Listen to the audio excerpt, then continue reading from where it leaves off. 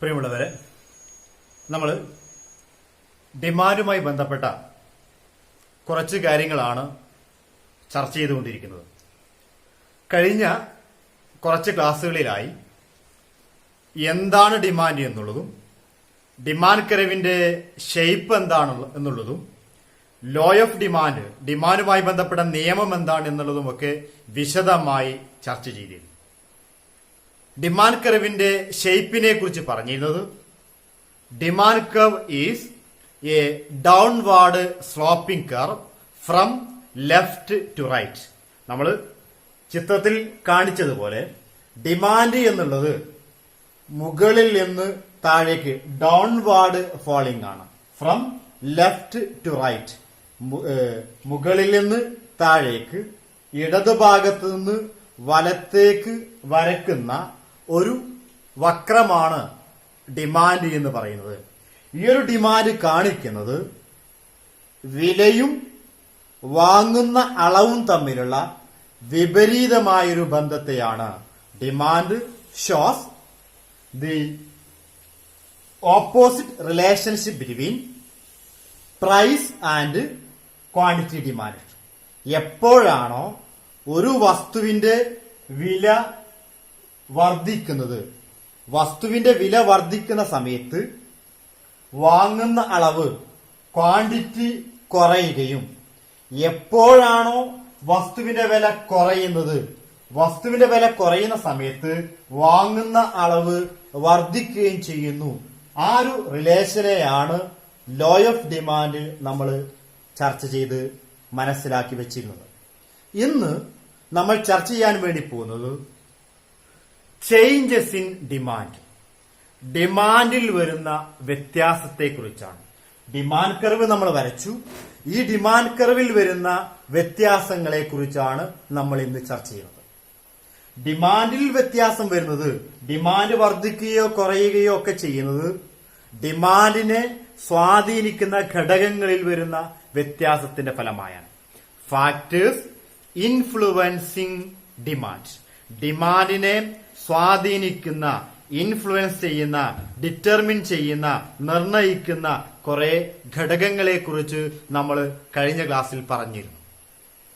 First, the most important factor that influence demand is the price of the commodity. ഡിമാൻഡിനെ സ്വാധീനിക്കുന്ന ഏറ്റവും പ്രധാനപ്പെട്ട ഘടകം എന്ന് പറയുന്നത് ഏതാ? ആ വസ്തുവിന്റെ വിലയാണ്. പിന്നെയോ price of related commodities, related ആയ ഗുഡ്സിന്റെ, റിലേറ്റഡ് ആയ കമ്മോഡിറ്റീസിന്റെ വില സ്വാധീനിക്കാറുണ്ട്. റിലേറ്റഡ് കമ്മോഡിറ്റീസിൽ നമ്മൾ പറഞ്ഞിരുന്നു കോംപ്ലിമെന്ററി ഗുഡ് ഉണ്ട്, പൂരകമായ വസ്തുക്കളുണ്ട്, സബ്സ്റ്റിറ്റ്യൂട്ട് ഗുഡ് ഉണ്ട്, പകരം വെക്കാൻ പറ്റുന്ന വസ്തുക്കളുണ്ട്. ഇങ്ങനെ ഈ വസ്തുക്കളുടെ വിലയിൽ വരുന്ന വ്യത്യാസം എന്തിനെ സ്വാധീനിക്കുന്നുണ്ട്? ഡിമാൻഡിനെ സ്വാധീനിക്കുന്നുണ്ട്. പിന്നെയോ ഇൻകം ഓഫ് ദി കൺസ്യൂമർ, ഉപഭോക്താവിന്റെ വരുമാനം ഡിമാൻഡിനെ സ്വാധീനിക്കുന്നുണ്ട്. Taste of the consumer, preference of the consumer, climate, demonstration, ഇങ്ങനെ കുറെ ഫാക്ടേഴ്സ് ഡിമാൻഡിനെ സ്വാധീനിക്കുന്നു എന്നുള്ളത് നമ്മൾ പറഞ്ഞിരുന്നു. അങ്ങനെയാണെങ്കിൽ ചേഞ്ചസ് ഇൻ ഡിമാൻഡ്, ഡിമാൻഡിൽ വരുന്ന വ്യത്യാസം രണ്ട് രൂപത്തിൽ നമുക്ക് ചർച്ച ചെയ്യാം. ഒന്ന്, വിലയിൽ വരുന്ന വ്യത്യാസത്തിന്റെ ഫലമായി ഡിമാൻഡിൽ എങ്ങനെ വ്യത്യാസം വരാം? വില വ്യത്യാസം വരുന്നു. രണ്ട്, വിലയിലല്ലാതെ മറ്റു ഘടകങ്ങളിലുള്ള വ്യത്യാസത്തിന്റെ ഫലമായി ഡിമാൻഡിൽ വരുന്ന വ്യത്യാസം.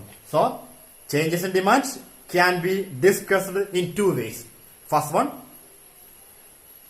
due to the change in price. Second one, due to change in non-price factors.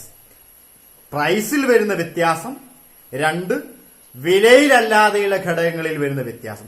ഈ രണ്ട് വ്യത്യാസങ്ങൾ ഉണ്ടാവുമ്പോൾ ഡിമാൻഡിൽ വരുന്ന വ്യത്യാസങ്ങൾ എന്തെല്ലാമാണ്? അതാണ് നമ്മൾ ചർച്ച ചെയ്യുന്നത്.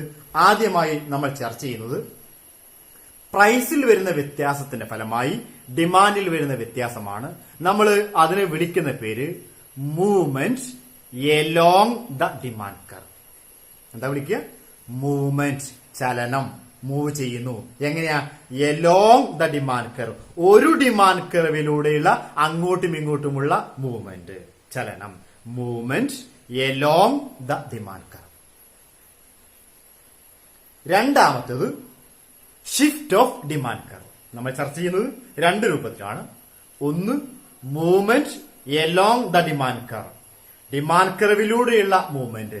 രണ്ടാമത്തത് ഷിഫ്റ്റ് ഓഫ് ഡിമാൻഡ് കർവ്. അപ്പൊ ആദ്യം movement along the demand curve നോക്കാം. ഒരു ഡിമാൻഡ് കർവിലൂടെയുള്ള മൂവ്മെന്റ്. അവിടെ നമ്മൾ പറഞ്ഞു വിലയിലുള്ള വ്യത്യാസത്തിന്റെ ഫലമായി ഡിമാൻഡിൽ എന്ത് വ്യത്യാസമാണ് വരുന്നത്? When there is a change in price, what happens to the demand curve? Assume when price rises, what happens to demand? വില വർദ്ധിച്ചു എന്ന് വിചാരിച്ചു. ഈ ഒരു ചിത്രത്തില് ഞാൻ അതിനൊന്ന് വിശദീകരിക്കാൻ വേണ്ടി ശ്രമിക്കുന്നു. നിലവില് P is the price. Assume P is the price. നിലവിലുള്ള വില എന്ന് പറയുന്നത് P ആണ് എന്ന് വിചാരിച്ചു. P ആണെങ്കിൽ വാങ്ങുന്ന അളവ് താഴേക്ക് വരച്ചാൽ കിട്ടും. ഇതാണ് വാങ്ങുന്ന അളവ് Q. P പ്രൈസ് ഉള്ള സമയത്ത് വാങ്ങുന്ന അളവ് Q ആണ്. വില വർദ്ധിച്ചു, price rises from P to P1. വില P എന്നുള്ളതിൽ നിന്ന് P1 ആയി വർദ്ധിക്കുന്നു. വില P എന്നുള്ളത് P1 ആയി വർദ്ധിക്കുന്ന സമയത്ത് വാങ്ങുന്ന അളവ് എന്താ ചെയ്യുക? Qവിൽ നിന്ന് Q1 ആയി കുറയുന്നു. വില വർദ്ധിച്ചു, വില വർദ്ധിച്ചതിന്റെ ഫലമായി വാങ്ങുന്ന അളവ് Qവിൽ നിന്ന് Q1 ആയി കുറയുന്നു. There is a movement from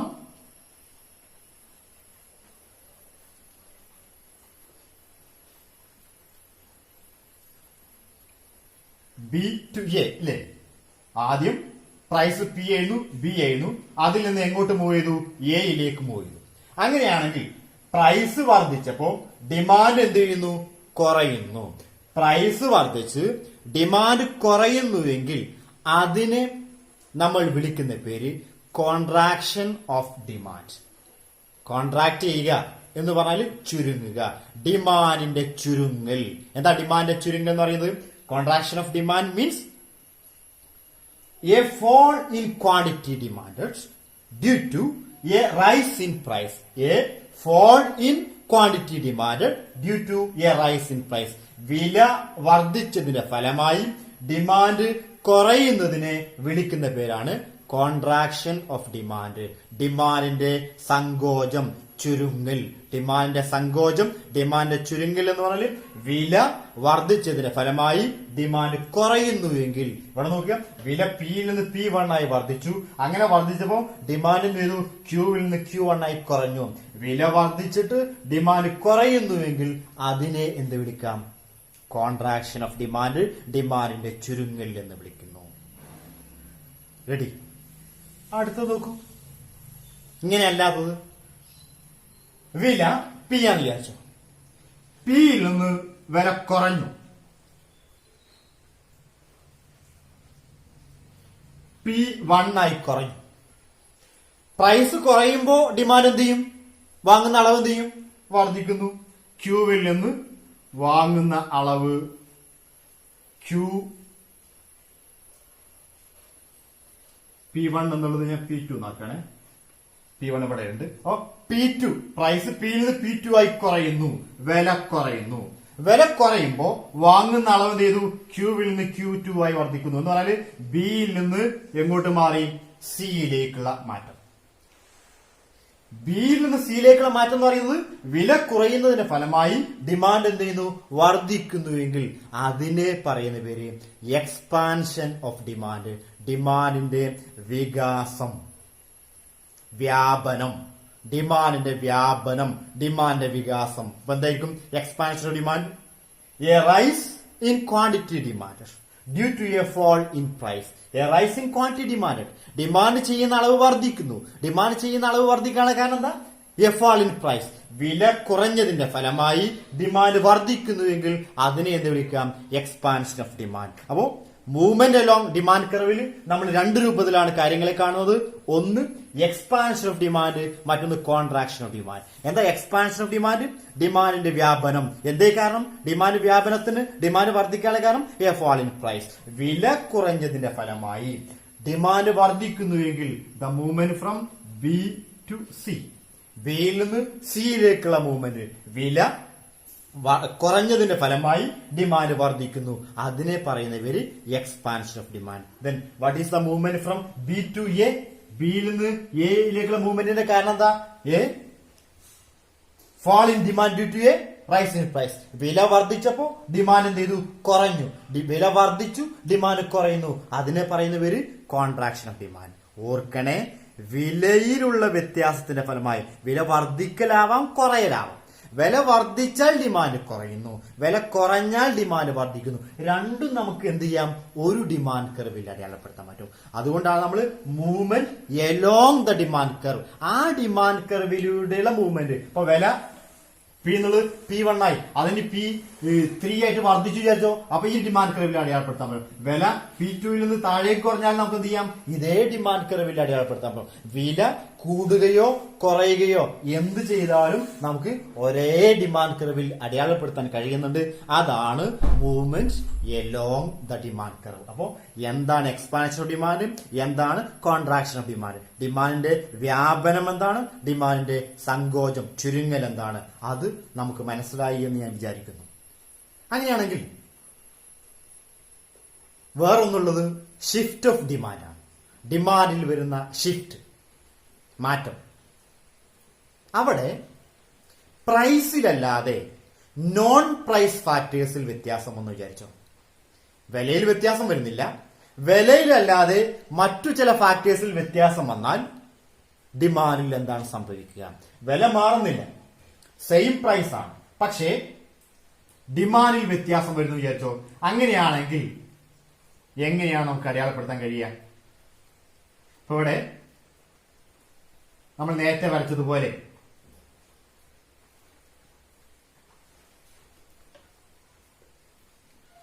ഇതാണ് നമ്മുടെ ഡിമാൻഡ് കർവ്. ഡി എന്ന് പറയുന്ന ഡിമാൻഡ് കർവ് ബിയിലാണ് വാങ്ങുന്നത്. പി ആണ് വില. ഓണം വന്നു, ഡ്രസ്സിന്റെ വില പി ആണെന്ന് വിചാരിച്ചു. ഓണമായതുകൊണ്ട് ഒരു ഫെസ്റ്റിവലാണ്. ഡിമാൻഡ് എന്ത് ചെയ്തു? ഡ്രസ്സിന്റെ ഡിമാൻഡ്, ഓണം വന്നു, ഡ്രസ്സിന്റെ ഡിമാൻഡ് വർദ്ധിക്കുന്നു. അപ്പൊ ഡ്രസ്സിന്റെ ഡിമാൻഡ് വർദ്ധിക്കാനുള്ള കാരണം വില കുറഞ്ഞതുകൊണ്ടല്ല, പകരം എന്താ? ഓണമായതുകൊണ്ട്, അതൊരു ഫെസ്റ്റിവലാണ്. നമ്മുടെ ഫെസ്റ്റിവൽ ആയതുകൊണ്ട് നമ്മൾ എന്ത് ചെയ്തു? അന്ന് പുതുവസ്ത്രം ധരിക്കാൻ വേണ്ടി തീരുമാനിക്കുന്നു. അപ്പോൾ ഇവിടെ ഡിമാൻഡ് വർദ്ധിക്കാനുള്ള കാരണം പ്രൈസിലുള്ള വ്യത്യാസമല്ല. പ്രൈസിലുള്ള വ്യത്യാസമല്ലാതെ നോൺ പ്രൈസ് ഫാക്ടേഴ്സിലുള്ള വിലയേതര ഘടകങ്ങളിലുള്ള വ്യത്യാസത്തിന്റെ ഫലമായി ഡിമാൻഡ് വർദ്ധിക്കുകയോ കുറയുകയോ ചെയ്യുന്നുവെങ്കിൽ അതിനെയാണ് നമ്മൾ ഷിഫ്റ്റ് ഇൻ ഡിമാൻഡിൽ ചർച്ച ചെയ്യുക. അത് നേരത്തെ പറഞ്ഞ എക്സ്പാൻഷനും കോൺട്രാക്ഷനും പോലെ, ഡിമാൻഡിന്റെ വ്യാപനവും സങ്കോചവും പോലെ വിലയിലല്ലാതെയുള്ള വ്യത്യാസത്തിന്റെ ഫലമായി ഡിമാൻഡ് മാറുന്നുവെങ്കിൽ അവിടെ നമ്മൾ രണ്ട് രൂപത്തിൽ ചർച്ച ചെയ്യുന്നു. ഒന്ന് increase in demand, second one decrease in demand. ഡിമാൻഡിന്റെ വർധനവും ഡിമാൻഡിന്റെ കുറയലും. Increase in demand, second one decrease in demand. എന്താണ് ഇൻക്രീസ് ഇൻ ഡിമാൻഡ് എന്നുള്ളത് ആദ്യം നോക്കാം. ഡിമാൻഡിന്റെ വർധനം. Increase in demand means a rise in quantity demanded due to the changes in the factors other than price. വിലയിലല്ലാതെ മറ്റു ഘടകങ്ങളിൽ വരുന്ന വ്യത്യാസത്തിന്റെ ഫലമായി ഡിമാൻഡ് വർദ്ധിക്കുക. വിലയിൽ വ്യത്യാസം വന്നതല്ല, വിലയിലല്ലാതെ മറ്റു ഘടകങ്ങളിലുള്ള വ്യത്യാസത്തിന്റെ ഫലമായി ഡിമാൻഡ് വർദ്ധിക്കുന്നുവെങ്കിൽ അതിനെ എന്ത് വിളിക്കാം? ഇൻക്രീസ് ഇൻ ഡിമാൻഡ് എന്ന് വിളിക്കുന്നു. ഒന്ന് നോക്കണേ. അപ്പോ പി ആയിരുന്നു പ്രൈസ്, വാങ്ങുന്ന അളവെന്ന് പറയുന്നത് എത്രയായിരുന്നു? ക്യൂ ആയിരുന്നു വാങ്ങുന്ന അളവുണ്ടായിരുന്നു. ഇവിടെ ഇപ്പൊ നമ്മൾ നേരത്തെ പറഞ്ഞ ഈ ഒരു ഫെസ്റ്റിവൽ സീസൺ ആയി എന്നുള്ളത് കൊണ്ട് വില മാറിയിട്ടില്ല, ഡിമാൻഡ് മാറുന്നു, ഡിമാൻഡ് വർദ്ധിക്കുന്നു. D1 നോക്കൂ, വില മാറിയിട്ടില്ല, ഇപ്പോഴും പഴയ വില തന്നെയാണ്, പി തന്നെയാണ്. പക്ഷെ ഡിമാൻഡിന്റെ അവസ്ഥ ഈ ഒരു പി എന്ന് പറയുന്ന വിലയിലും ഡിമാൻഡ് Q എന്നുള്ളത് Q1 ആയി ഡിമാൻഡ് വർദ്ധിക്കുന്നു. നോക്കൂ, ആദ്യത്തെ ഡിമാൻഡാണ് ഡി എന്ന് പറയുന്നത്. പുതിയ ഡിമാൻഡിന് പേര് കൊടുത്തു D1. ഡിമാൻഡ് എന്ത് ചെയ്തിട്ടുണ്ട്? ഡിയിൽ നിന്ന് D1 ആയി വർദ്ധിച്ചിട്ടുണ്ട്. That is a rightward shift of demand curve from D to D1. Demand curve ഡിയിൽ നിന്ന് D1ലേക്ക് വലതു ഭാഗത്തേക്ക് ഷിഫ്റ്റ് ചെയ്യുകയാണെങ്കിൽ, കാരണം എന്താ? വിലയല്ല വർദ്ധിച്ചത്, വില മാറിയിട്ടില്ല, വില കുറയൊന്നും ചെയ്തിട്ടില്ല.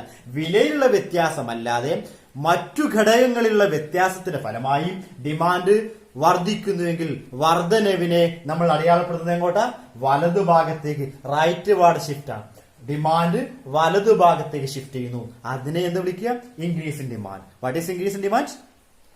A rise in quantity demand due to the changes in factors other than price. വിലയിലല്ലാതെ മറ്റു ഘടകങ്ങളിലുള്ള വ്യത്യാസത്തിന്റെ ഫലമായി വില മാറിയിട്ടില്ല, ഡിമാൻഡ് കൂടി. കാരണം ഇപ്പൊ ഞാൻ പറഞ്ഞത് ആഘോഷം വന്നു, ഫെസ്റ്റിവൽ വന്നു, അതാവാം. അല്ലെങ്കിലോ നമുക്ക് അതിനോട് ടേസ്റ്റ് കൂടി വിചാരിച്ചു. ഒരു ഫുഡ് ഐറ്റം ആലോചിക്കുക, അതിനെ വില മാറിയിട്ടില്ല, പക്ഷെ നമ്മൾ കൂടുതൽ വാങ്ങി. എന്തേ കാരണം? ടേസ്റ്റ് കൂടി. ക്ലൈമറ്റ്, കാലാവസ്ഥ അല്ലേ, വില മാറിയത് കൊണ്ടല്ല, കാലാവസ്ഥ അതായതുകൊണ്ട്. ഇപ്പോ തണുപ്പാണെങ്കിൽ തണുപ്പ് മാറ്റാനുള്ള വസ്തുക്കളുടെ ഡിമാൻഡ് എന്ത് ചെയ്യും? കൂടാറുണ്ട് അല്ലെ. ചൂടാണെന്ന് വിചാരിച്ചോ, ചൂടാണെങ്കിൽ ഫാൻ പോലെയുള്ള സാധനങ്ങൾ ഡിമാൻഡ് എന്ത് ചെയ്യും? വില മാറിയത് കൊണ്ടല്ല, ആ ക്ലൈമറ്റ് ചൂട് എന്നുള്ള കാലാവസ്ഥ ആയതുകൊണ്ട് ഫാനിന്റെ ഡിമാൻഡ് എന്ത് ചെയ്യുന്നു? വർദ്ധിക്കുന്നു. അപ്പൊ ഡിമാൻഡ് വർദ്ധിക്കാനുള്ള കാരണം എന്താ? വിലയല്ല, പിന്നെന്ത്? ആ ഒരു കാലാവസ്ഥയാണ്. അങ്ങനെ വിലയിലല്ലാതെ മറ്റു ഘടകങ്ങളിലുള്ള വ്യത്യാസത്തിന്റെ ഫലമായി ഡിമാൻഡ് വർദ്ധിക്കുന്നുവെങ്കിൽ അതിനെയാണ് എന്ത് വിളിക്കുക? Increase in demand. അപ്പോ ഇൻക്രീസ് ഇൻ ഡിമാൻഡ് എന്തായിരിക്കും?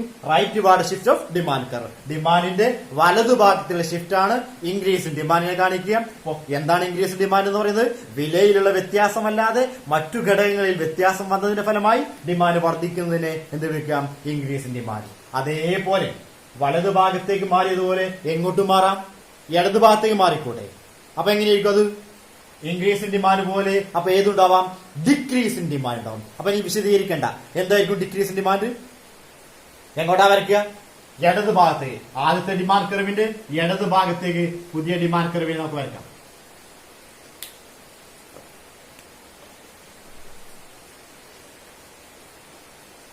D2 ഇടത് ഭാഗത്തേക്കാണ് നമ്മൾ വരച്ചത്. എന്താ കാണിക്കുന്നത്? നോക്കൂ, വില ആദ്യത്തെ വില തന്നെയാണ്, പ്രൈസ് മാറിയിട്ടില്ല. ഡിമാൻഡ് ചെയ്ത അളവ് എന്ത് ചെയ്തു? കുറഞ്ഞു. ആദ്യം വാങ്ങിയ ക്യൂ അല്ല ഇപ്പൊ നമ്മൾ എന്ത് ചെയ്യുന്നത്? വാങ്ങുന്നത്. ക്യൂ ഡിമാൻഡ് എന്ന് പറയുന്നത് Q2 ആയി കുറഞ്ഞു വിചാരിച്ചു. ഡിമാൻഡ് ക്യൂവിൽ നിന്ന് Q2 ആയി കുറഞ്ഞു. എന്തേ കാരണം? വിലയാണോ? അല്ല, വില മാറിയിട്ടില്ല. That is some changes in non price factors. വിലയിലല്ലാതെ മറ്റു ചില ഘടകങ്ങളിൽ വന്ന വ്യത്യാസത്തിന്റെ ഫലമായി ഡിമാൻഡ് കുറയുന്നുവെങ്കിൽ അതിനെ എന്ത് വിളിക്കാം? Decrease in demand. So what is decrease in demand? A fall in quantity demanded due to the changes in factors other than price. വിലയിലല്ലാതെ മറ്റു ചില ഘടകങ്ങളിലുള്ള വ്യത്യാസത്തിന്റെ ഫലമായി ഡിമാൻഡ് കുറഞ്ഞു. വില മാറിയിട്ടൊന്നുമില്ല, വിലയിലുള്ള വ്യത്യാസമല്ല, വേറെ ചില വ്യത്യാസത്തിന്റെ ഫലമായി ഡിമാൻഡ് കുറയുന്നുവെങ്കിൽ. പക്ഷിപ്പനി വന്നു വിചാരിച്ചു, ബേർഡ് ഫ്ലൂ, പക്ഷിപ്പനി വന്നു. അങ്ങനെയാണെങ്കിൽ നമ്മള് കോഴി വാങ്ങുന്ന അളവ് എന്ത് ചെയ്യും? ഡിമാൻഡ് എന്ത് ചെയ്യും? കുറയും. കുറയാനുള്ള കാരണം എന്താ? വിലയിൽ വ്യത്യാസം വന്നിട്ടല്ല, പിന്നെ എന്ത് ചെയ്തു? പക്ഷിപ്പനി ഉണ്ട് എന്നുള്ളത് കൊണ്ട് അതിന്റെ ഡിമാൻഡ് എന്ത് ചെയ്തു? നമ്മള് കുറച്ചു. പക്ഷിപ്പനി ഉണ്ടായപ്പോ കോഴി വാങ്ങണ്ട, ചിക്കൻ വാങ്ങണ്ട എന്ന് നമ്മൾ തീരുമാനിച്ചു. അപ്പൊ ഡിമാൻഡ് എന്ത് ചെയ്തു? കുറഞ്ഞു. ഡിമാൻഡ് കുറയാനുള്ള കാരണം വിലയിൽ വന്ന വ്യത്യാസമല്ല. നമ്മളെ വരുമാനം കുറഞ്ഞു ചോദിച്ചോ?